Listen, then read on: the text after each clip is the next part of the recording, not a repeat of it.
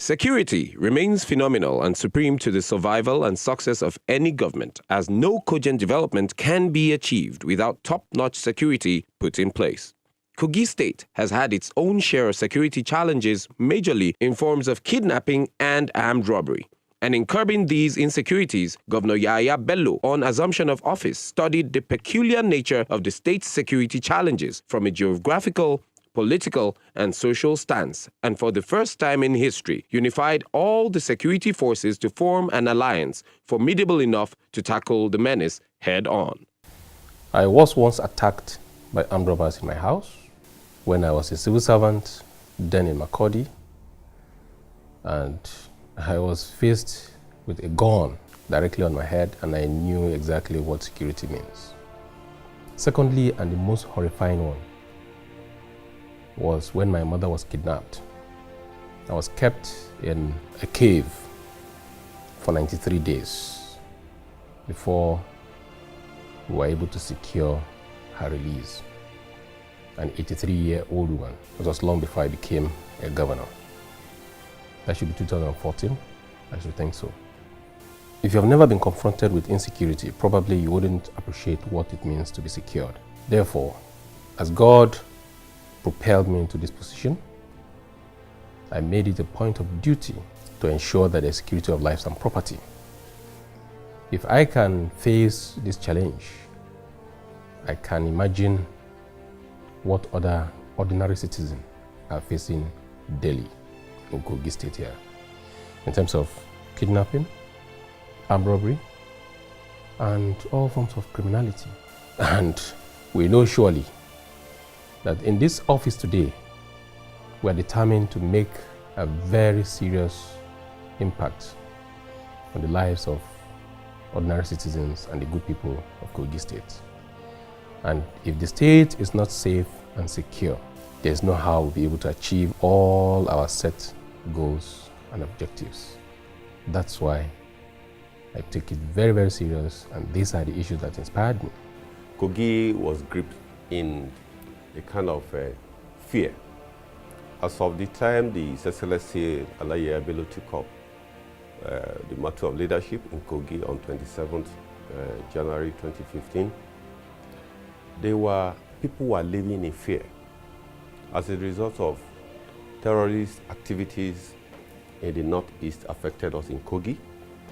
We have very high rate of kidnapping in Kogi.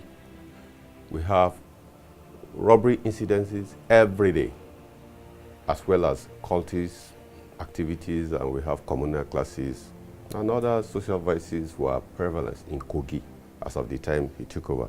And it got to a level that the citizens, they could not even go out for their businesses, go to farm without getting kidnapped.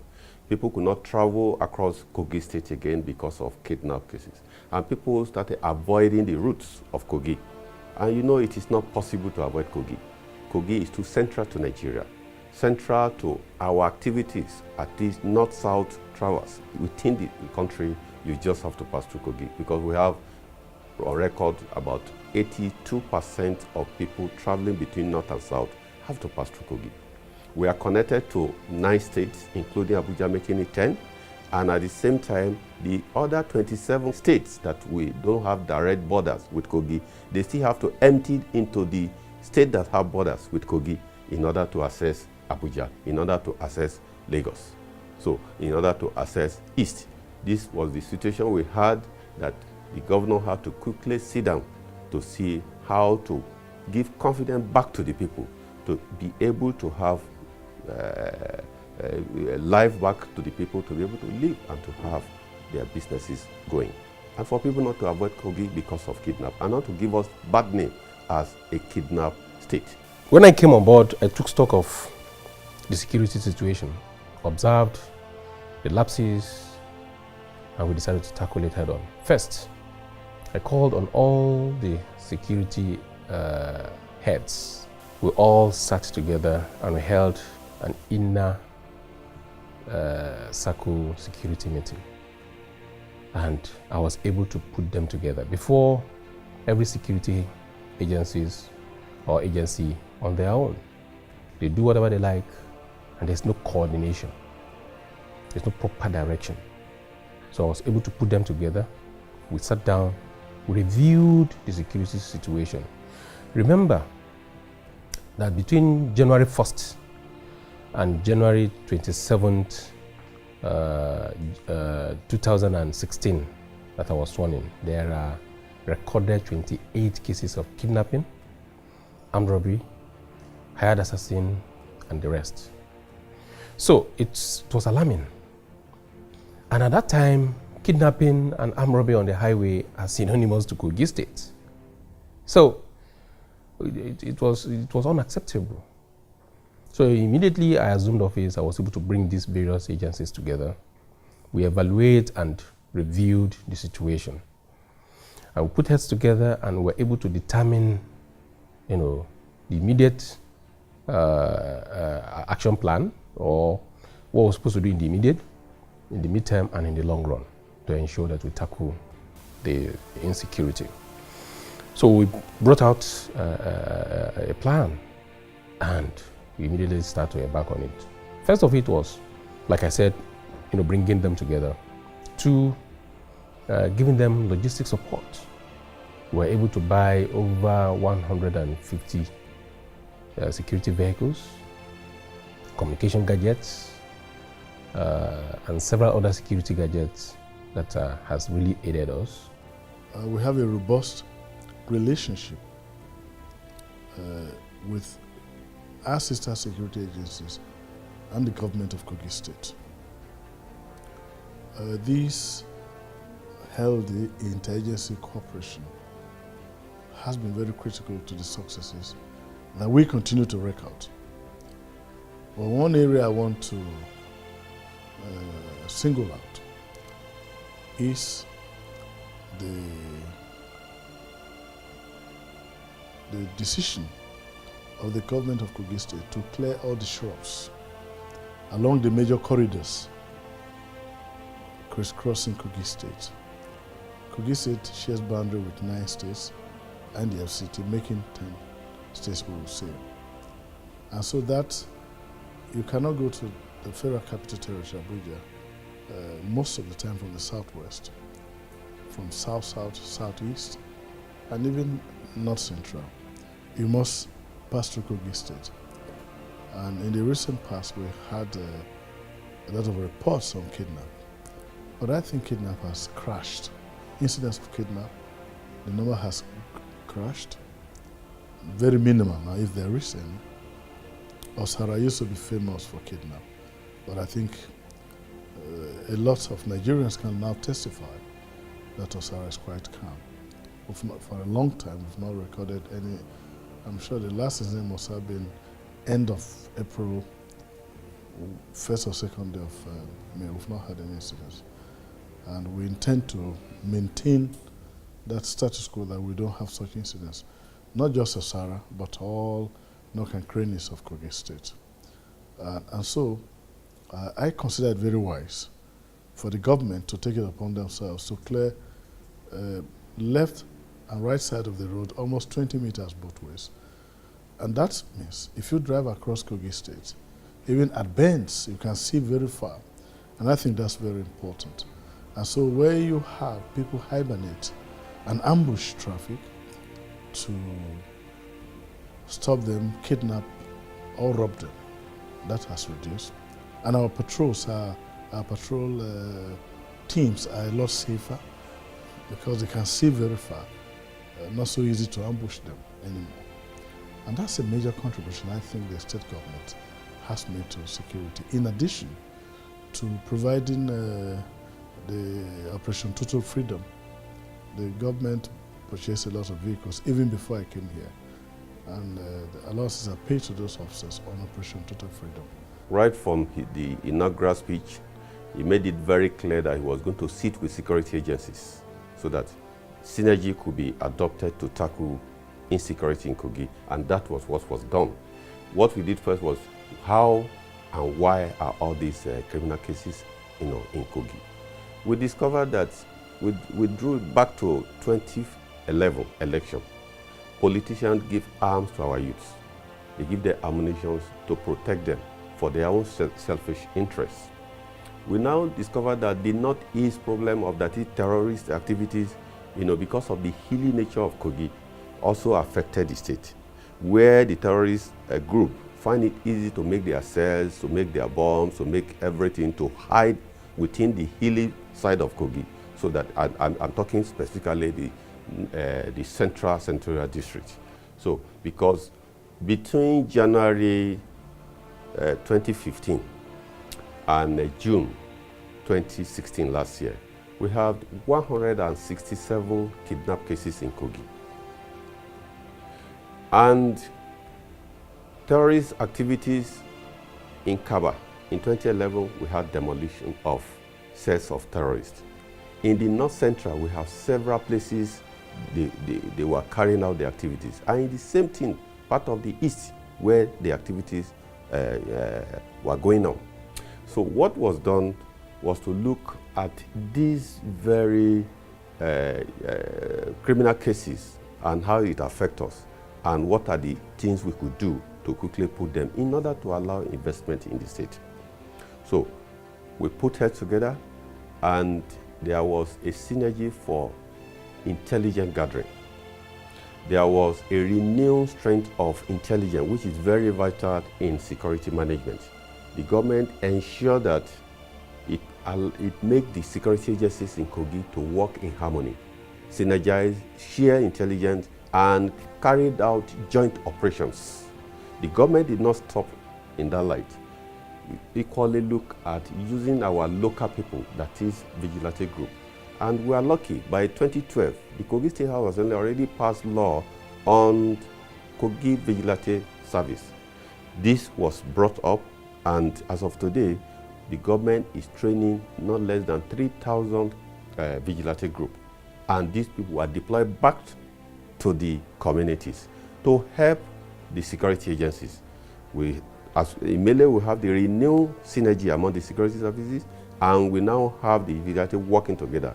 It now pays off. We went into our laws and extract the relevant portions that supported Kogi State to establish her vigilante group.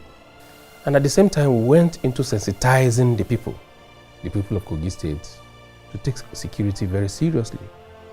We had toll-free lines, where citizens can call in and report any cases of crime, especially kidnapping, armed robbery, and the rest. So the information they provided really helped, and it was treated, with utmost secrecy and confidentiality.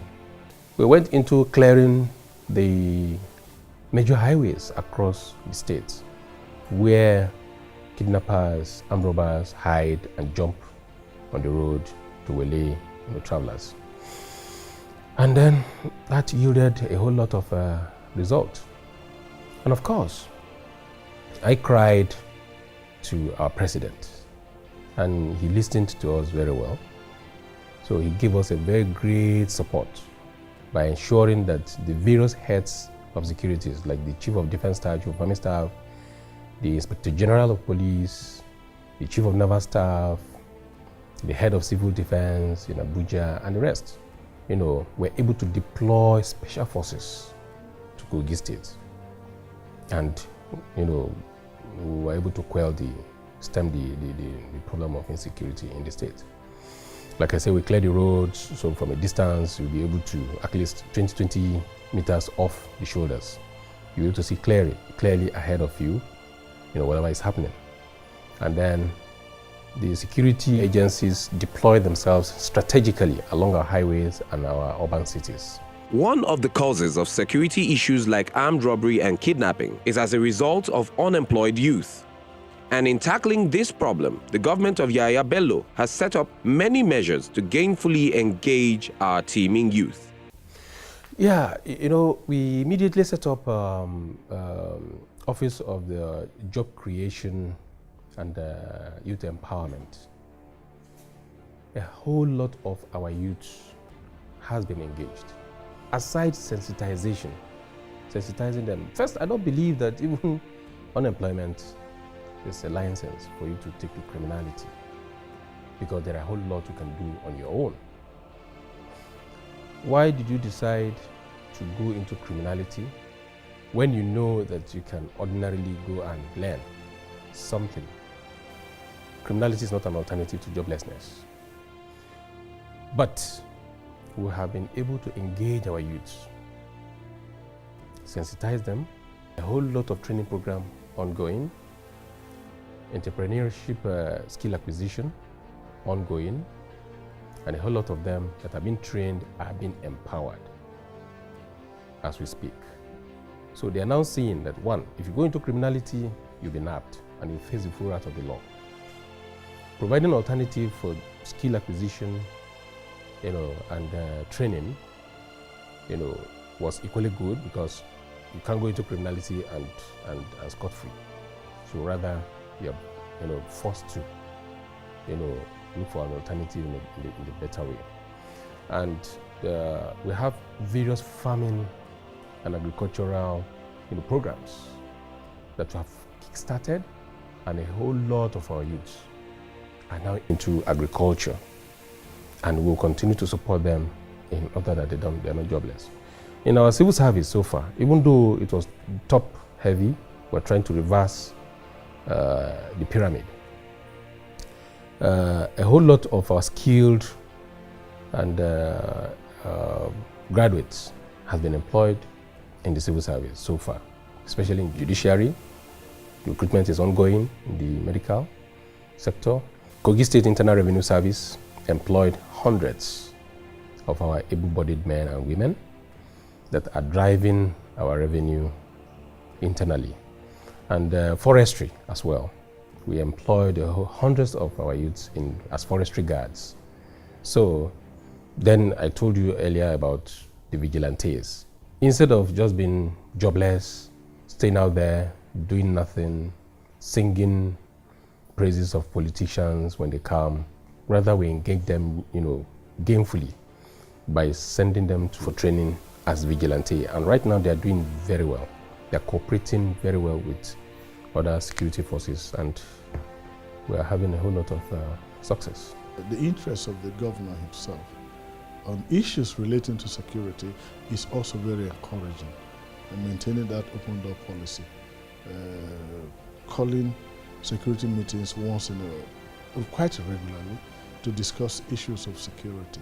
I think that's a commendable effort. So once you have that combination, an interest from the governor and from the good people of Kogi State, I think it's a major achievement. And then the whistleblowing policy, that if you give information leading to arrest of criminals, especially those in possession of illegal weapons, the government makes, I think they pay 500,000 to people who bring such information. That's a good incentive for people who, and it's an encouragement that has really enabled people to come forward. But not just the government, the good people of Kogi State have also been highly mobilized, because through our contact, meeting with various groups, there's a lot of trust, confidence in security agencies. And I think that is a major contribution that I'm so grateful about. The security agencies, the Nigeria Police, which is the lead agency and which has primacy on internal security, in collaboration with other security agencies, have been doing all their best to ensure that incidents of crime are reduced to the barest minimum. I think Kogi State is calm, is peaceful, and is safe for all and sundry. The milestones of the government of Yahya Bello in making Kogi more secure and safe for dwelling and investments is no more news to the indigents of the state and the whole of Nigeria. So much so that he was graced with the award of recognition for outstanding leadership and efforts at addressing security challenges in Kogi State by the Nigerian Police Force. Dear citizens of Kogi State and my dear brothers, youths young and able-bodied, men and women of Kogi State, and indeed that of the country, I call on all of you to first believe in yourselves. Believe that this moment is ours. Let's make best use of it. Kogi State used to be a kidnapper's den, armed robbery haven. However, we have changed the tides. I am committed to serve you to the best of my ability. Kogi State is getting safer and safer by the day. We were once on the blacklist of the United States of America, but thank God that is off due to our effort in securing lives and property. The United States of America Ambassador to Nigeria, Mr. Stuart Simonton, visited. The UK Ambassador to Nigeria, the High Commissioner to Nigeria, visited. The European Union Ambassador visited, and a host of others. Investors are queuing up to invest in Kogi State. That is owing to the fact that Kogi State is secured. Please, drop crimes and criminality. Nobody has ever engaged in crimes and criminality and succeeded. Therefore, let's believe in this administration of myself and the administration of our President, Muhammadu Buhari, and the leadership of our great party, the All Progressives Congress. It is tough, it is difficult, but gradually we are going to get there. I can assure you that with all the efforts we are putting forward in executing all our programs and policies, Kogi State is going to be a haven for investors. They are coming over, and we are going to have enough jobs. The economy is going to be revamped, and Kogi State will be safe for all of us. Please, remain calm, remain peaceful, stay out of trouble. Please, let's believe in ourselves. Thank you, and God bless.